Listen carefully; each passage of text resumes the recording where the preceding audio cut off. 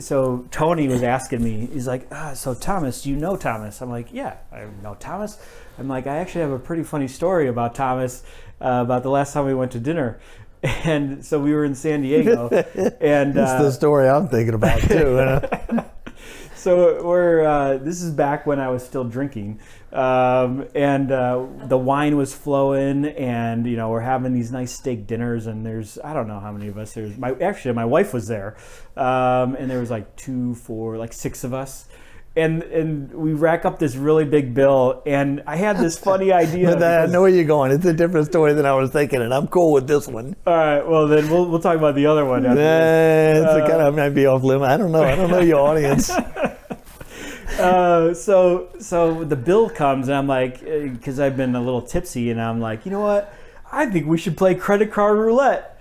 So we all throw our credit cards in, and we're telling the waitress, like, just pick one card out, or I don't know how we did. Normally we do it, we put it behind the back, and they just, whatever one they pick. Well, half of the guys have they're metal credit cards. They're like Amex black cards, so they really stand out from the cheap little plastic ones, that I think probably me and you had. Everybody else that we're with has these like fancy ass, like made out of metal, probably like platinum, titanium steel. Yeah, I think they were like made from the wreckage of some space shuttle. But since that experience, I've got one made of concrete now. So so it weighs down, and nobody picks it. Right. So anyways, so Thomas's credit card gets pulled, so he's the one that had to buy everybody dinner that night. So, and I'm not like even sure I understood what I was getting into. You didn't. Like, okay, wait, we're going to the casino later.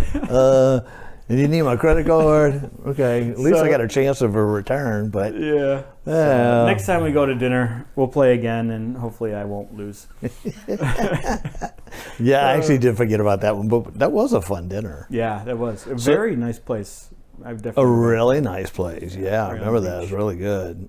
So you did not go to Phoenix, right? I was in Phoenix. Yeah. Or you weren't in Phoenix? Yeah. Okay, we just didn't do dinner together. Yeah. Yeah. What's that story? No, there's no story there, but I will tell you, I quit drinking after that too. Yeah. I'm assuming that you did. We haven't talked about this. No. So yeah, I haven't had. I had one beer, and my wife reminded me that I had one glass of wine because I told my son last night. I said, "Yeah, I haven't had a cocktail since January 1st," and I was doing it for a couple of reasons. One, I just wanted to cut back. 2, I'm trying to get in better shape because of some issues I have with my feet, which I think you know a little bit about. But 3, I wanted to see the effect that it had on my blood tests. And so I got my blood tested yesterday, and I'm sitting here thinking, actually, I'll tell you this story. It's kind of funny because, you have to fast for your blood test. So went and got my blood test, and I'm thinking, okay, I hadn't had a cocktail in a month. I'm going to get really good results. So I come out of there, and I pass by this favorite place that my son and I like to stop that has the best bacon, egg, and cheese biscuits. So I get a bacon, egg, and cheese biscuit and a coffee and put real sugar in it because I'm thinking I'm doing good. Yeah. Get to the office, my results start binging on my phone, and I look at it, and I'm like, son of a bitch, off the charts bad. Like worse than they've ever been. And I'm like, okay, well, why'd I quit drinking? Yeah, right. So I don't know. I got to figure that out. Well, do you feel better or any different? Like, how has not drinking for a month kind of affected how you show up, not just for your family, but for work? Well, I think the thing about drinking is that it absolutely impacts. It's not just what happens the night of, it's the next day. And I got tired of feeling like I was being unproductive, when I was hungover or whatever. And so I've never really drank a lot, but when I do drink, it's usually when I'm out and I'm having a good time, like at the dinner that night where, it wouldn't be unusual for me to finish a bottle of wine. Yeah. And, so it does impact I'm trying to monitor my sleep. I started wearing the Oura Ring and paying close attention to my sleep. And so I wanted to cut alcohol out just to see, did that help me with my sleep? And I think that it did. The other thing that I did was I invested in a Christmas present to myself, which is the Plunge cold tub. And so I have been doing that, for a month straight now. And, I didn't read the manual at first. So I did it right before I went to sleep the first couple of times, and I did not sleep at all. Really? And then I was like, well, what the hell, I was thinking, okay, this is going to calm me down Relax and let me sleep, but it doesn't. And they tell you don't do it before you go to sleep. Because what happens is, you have the cooling effect, which draws the temperature out of your full body for the most part. And then the residual effect is the heat coming back in. And if you do that when you go to sleep, it's going to make you super jittery, and you're going to feel that going on. So I changed it. I started doing it in the morning. Man, it makes me feel fantastic throughout the day. I get out of it immediately. I've got a burst of energy. And the other cool thing about it is, too, we talked about in one of the recent board meetings, we had Jennifer Hughes, I think, with Vivid Vision, and she talked about finding that place where you can go to get in, she didn't say Zen zone, but you know what I mean, where you're in that sort of creative, relaxed mindset. And for me, that's always been like when I take a bath. And so now in the cold plunge, I stayed in there 20 minutes one day, and I wrote an entire blog post. And I didn't like realize I was in there. I could have stayed in there for 2 hours, I think. Wow. So yeah, it's been really cool in a couple of ways, and it is helping my feet, which was the main reason that I got it. What type of cold plunge did you buy? Plunge. Plunge. Is that one that has like the cooling unit in it? It does, yeah. I mean, it stays at whatever. You can set it from the lowest it'll go is 39 up to, I think like 60, maybe even 65. I keep mine between 50 and 55 for now, and I'm experimenting with the duration and how I feel after that. And then I may go down, or I may not. But so, yeah, it's really super convenient. It stays cold all the time. I keep it outside. Just go outside, lift the cover off, jump in, and you're done. Yeah. And you live in Louisiana, so what is kind of the average temp? I'm in Chicago, so like right now we just got done with 2 weeks of like 10 below zero. So I don't know like how I could. It's not even nowhere even close like that. Like you would probably walk around with shorts and no shirt in Louisiana 90% of the winter. Now we did have a cold spell for us very early January, and it got down to about 15 for a couple of days. My pipes burst at my camp, but when I left house today, it's the same as here. So maybe mid 50s at night and upper 60s during the day. Yeah, I'm just trying to think, because I want to get a cold plunge too, and I don't want one of those cheap blow-up ones. I want one like the Plunge. I would get the Plunge. Yeah, but I'm worried about just in the Chicago winters. Like I don't have an overhang off the back porch. Yeah, it would be exposed in the winter, and I don't know how like the logistics. And it's really just an excuse. If I wanted to, I could probably figure it out. Well, can you put it? You have a place to put it inside? No, not necessarily, but I mean, I could probably figure something out if I needed to. Yeah, I mean, the hardest part for me is when it's super cold outside, but I wear a skull cap, basically. And then, like, when I get in at first, I'll get in, I'll put my lower body in there, and I'll have, like, a sweat on because, the ambient air, when it's freezing outside, it's colder than being in the water, I'll say that. And I didn't want to put my entire body in it for the full duration, so I'll do my lower body, and then I'll pull this off, and then I'll go all the way in. And I've like I said, I've done it up to 20 minutes, but I kind of try to stay around 6 minutes. But being outside, it makes it even harder. Yeah. But now I heard you just say something about your camp. What is that? Is that another property you own, or? It is, yeah. So in 2008, 3 years after Katrina, we inherited some property on the lakefront of Lake Pontchartrain on the North Shore from my wife's family.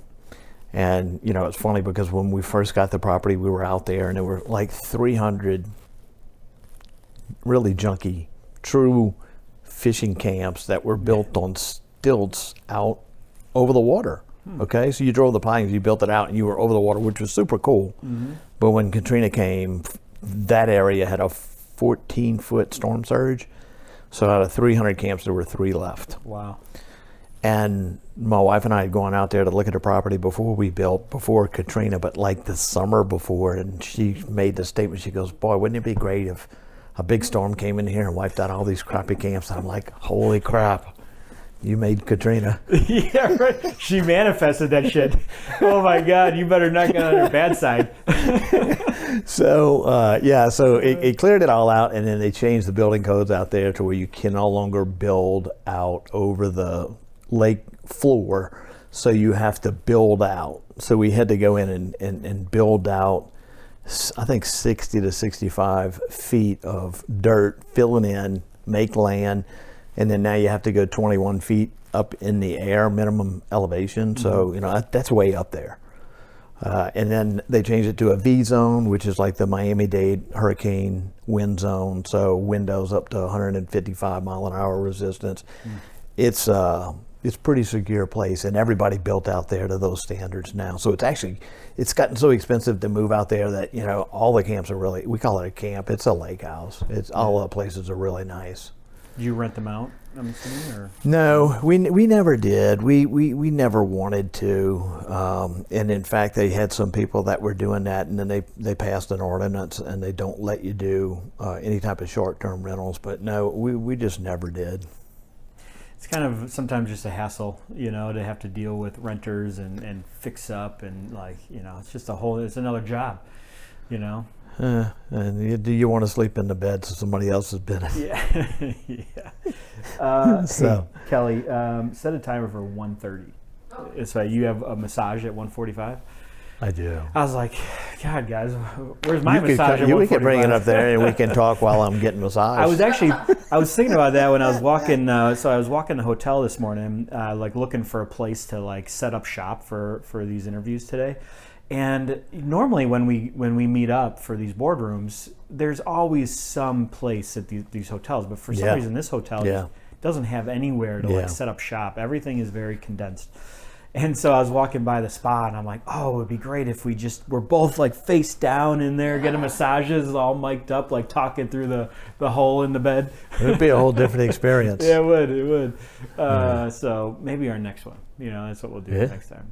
Yeah, no, so I try to have a full body massage every 2 weeks. And I just haven't done it lately, and I kind of had a falling out with the person who was doing mine recently, so I booked it here. Nice. Yeah. Do you and your wife go through, how long have you been married? I had my 30th year wedding anniversary in January. Nice. 30 and then years. Together 6 years before that. Wow. Yeah. So is there anything that you do to kind of, you and your wife, you own a business, right? And obviously we're all very successful and very time consuming, and the business basically runs our life. And I remember when I first started, my wife was with 3 young kids, wanted to rip my head off. I'm like, well, I'm doing this for our family, and I don't think that way anymore. But I was like, we'd kind of always butt heads. Just like the guy from Breaking Bad, right? Yeah, exactly.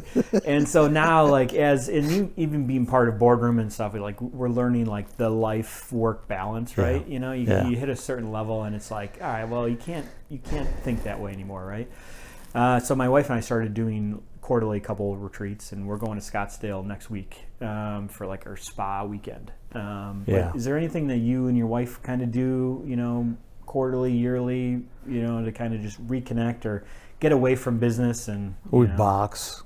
Yeah. Each other. Yeah. Once a week we have boxing night. Yeah.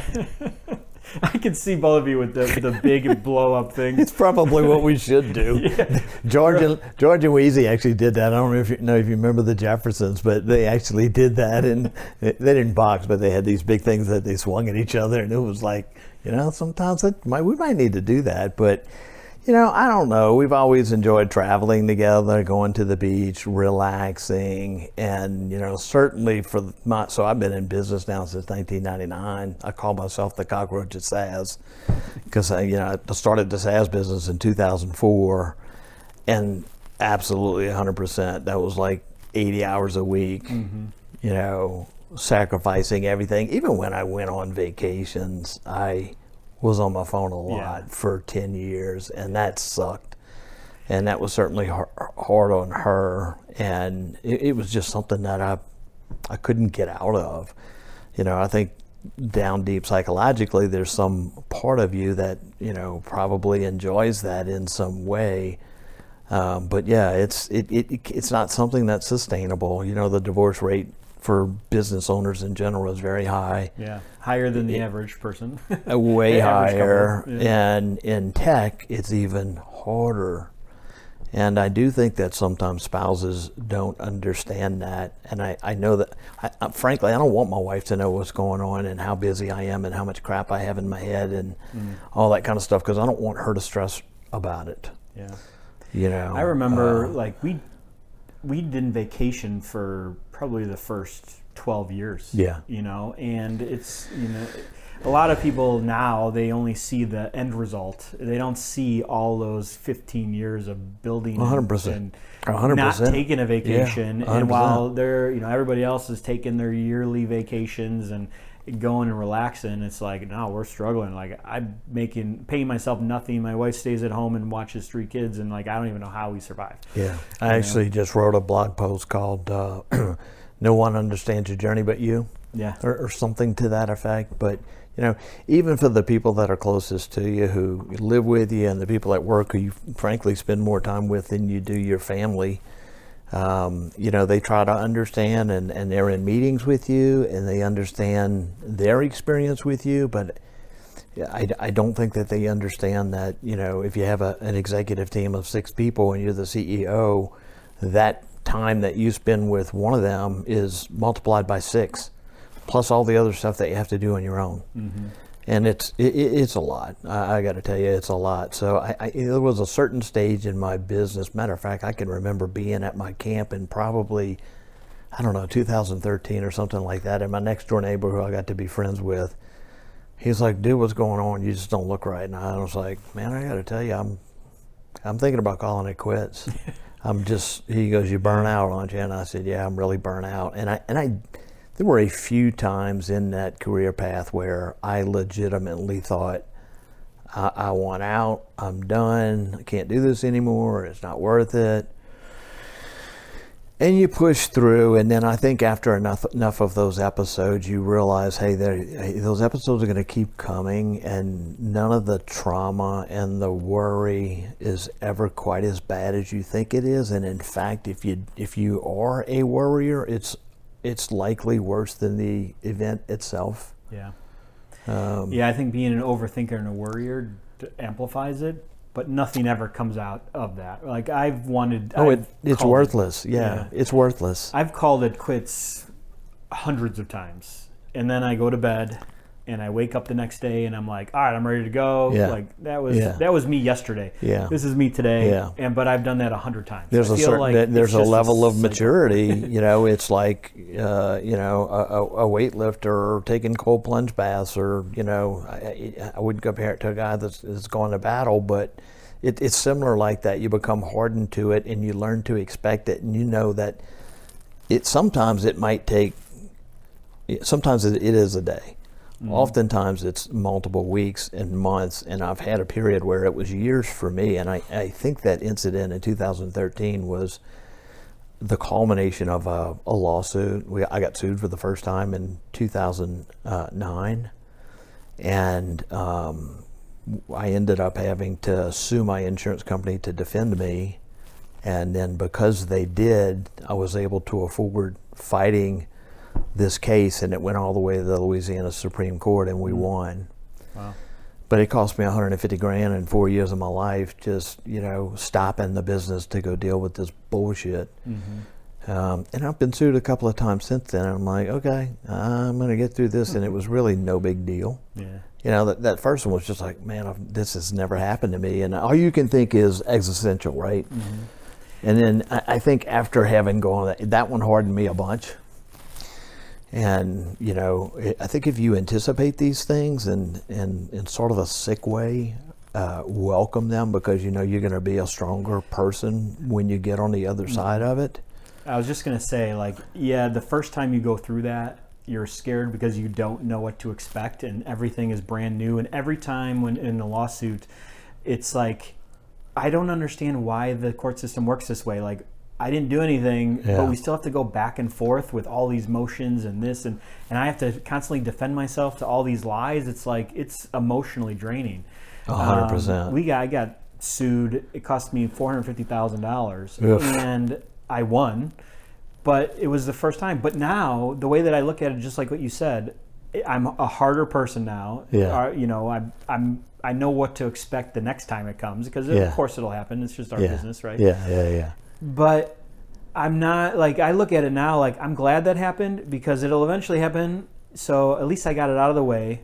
I didn't give in, which is what they were doing. They were trying to drag it out, drive up the costs, so that I would give up and then basically give them my business for free, for not doing anything. You know, for some frivolous lawsuit. It's like, no, I'm going to fight it. They weren't expecting it. They spent $1 million, so I spent half the amount of money they did, and they didn't get what they wanted. I got the life lesson. So it was basically like a Harvard education. Now the next time it happens, I know exactly how to do it, how to defend myself, and how to basically spend half the money. You know what's funny about that is when this first happened, I had an internal sense of guilt about what happened, just because it happened and it wasn't my fault. But I called the guy, he was a client of mine, and I said, look, you know, I don't have a lot of money here, but I don't think your losses are significant, and you know, let's just get this out of the way. I'll pay you 20 grand right now. And he says, Thomas, he goes, we go to Vegas and we throw 20 grand out of the bus window on the way. And I'm like, okay, so that's how it's going to be, right? So the irony in the thing is, they got $20,000 from the party who actually caused it. That's what they settled for. Like 5 years later, you know, they ended up getting $20,000. So they put everybody through all of this stuff. The lawyers made a bunch of money, put me through hell for nothing. Yeah. Well, I mean, I look at it like the other company that was suing us spent $1 million. We spent $450,000. Nobody got the money but the attorneys. Right. And all these expert witnesses that they paid to come in and make up all this stuff that got thrown out of court as soon as they, you know, the judges like this. The only reason it cost me $150 is because I had to spend $150 to sue my insurance company to defend me. Yeah. Which they did. Yeah, so, you know, the whole process after that, you know, that was probably the first year, and then, you know, 4 years after that, the insurance company paid the bill. So I don't know what it was. I don't care. Yeah, I mean, but it's funny how, like, being an entrepreneur, like, those are the headaches that you go through, but they're not, you know, a lot of people, like, give up. And they, like, that's when they're like, they throw their hands up, like, I'm going to go work for somebody. This isn't for me. Yeah. And it's like, it does take a special person to kind of just keep pushing through. And, like, you're going to run into these type of roadblocks all the time. Yeah. And getting sued is probably the worst thing because it's just so unknown. And it's something you can't control. Yeah. Well, and like these guys brought this $2 million lawsuit. It's like, if we lose, I can't pay you $2 million. Yeah. Like, there's no way. Like, I don't even know where this number came from. Well, I mean, as the you know, CEO, so my primary three roles as a CEO, I think of it as money vision people. MVP makes it super easy to remember. So the money part of it, you know, it's not like dealing with the everyday dollars and petty cash and paying the water or whatever. It's making sure your company doesn't run out of money. And when you have a potentially existential threat like that, the conservative nature in us says, you know, hey, you know, that is going to take out the company. So you sort of always think in those terms, and I always had that hanging over my head, and 5 years is a super long time.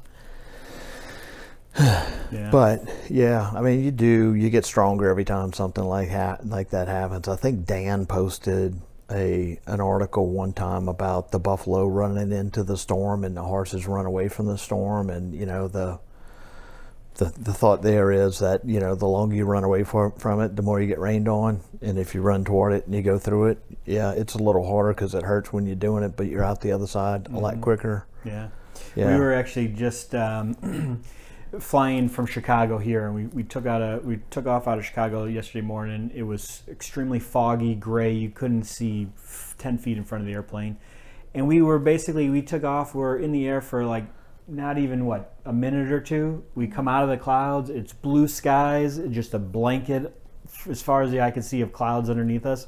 But it was sunny and blue skies, which is basically just got to weather the storm for just a few minutes. And on the other side of that is, all sunshine and rainbows. Yeah.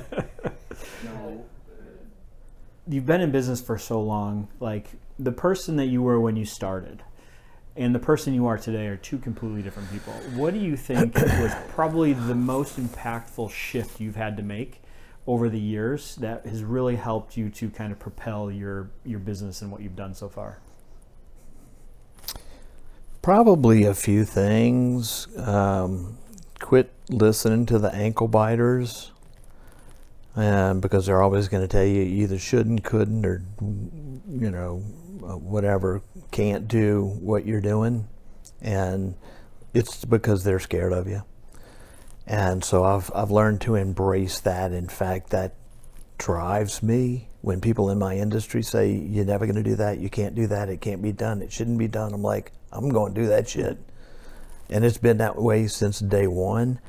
There is so again, like I said, I call myself the cockroach, and I think honestly, on reflection, would I do this all over again? The answer is probably not. And I know that disappoints some people because they've asked that before, but I was so naive and SaaS was so new, I didn't know what I was up against. And so I just kept plugging away, and one challenge after another, after another, after another. And I think at a certain point you're like, I can do this, and I gain the confidence in myself to understand that I absolutely do not know it all, and I'm going to continue to make mistakes. But the confidence comes in where hey, I'm smart enough to figure this out, and I'm smart enough to know when I'm not going to know it or figure it out, or when I shouldn't be an expert in this area. I know where to go to get people that are expert and bring them up, and then I don't have to be an expert in everything. Mm-hmm.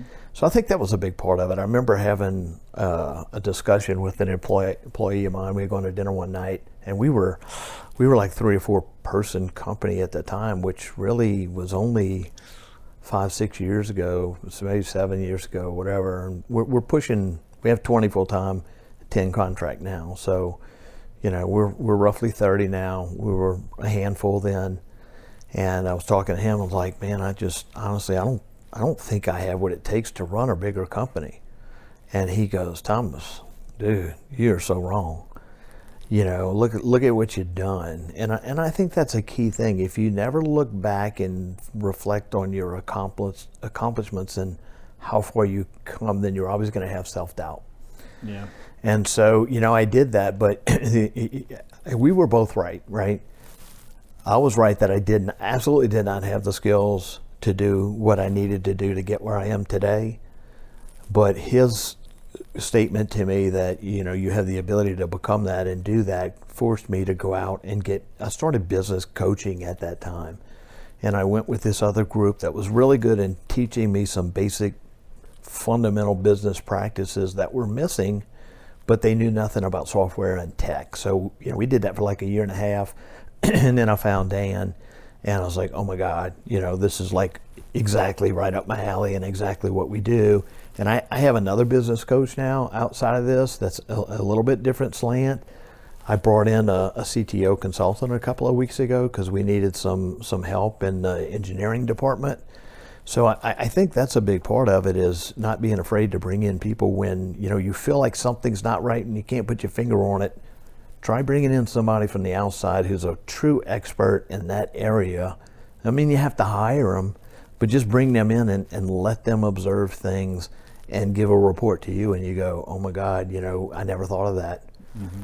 So yeah, I think I was able to grow 2 of my companies to be pretty big and pretty successful, but I hit a ceiling where like I just couldn't see or really like I didn't have the skill set to get to the next level. Yeah. And so what I ended up doing was I hired a CEO for a CEO for one and a COO for the other. Yeah. And when I stepped back, that's when our companies really started taking off. Like this year with charity auctions today, like we're on the path to almost quadruple our revenue in 1 year just because we hired the number 2 person at one of our biggest competitors that he would never have a chance to be number 1, but he is number 1 in our company and he's just taken it to a whole nother level. Well, you know, you're either at or getting to that level where you're more than a founder.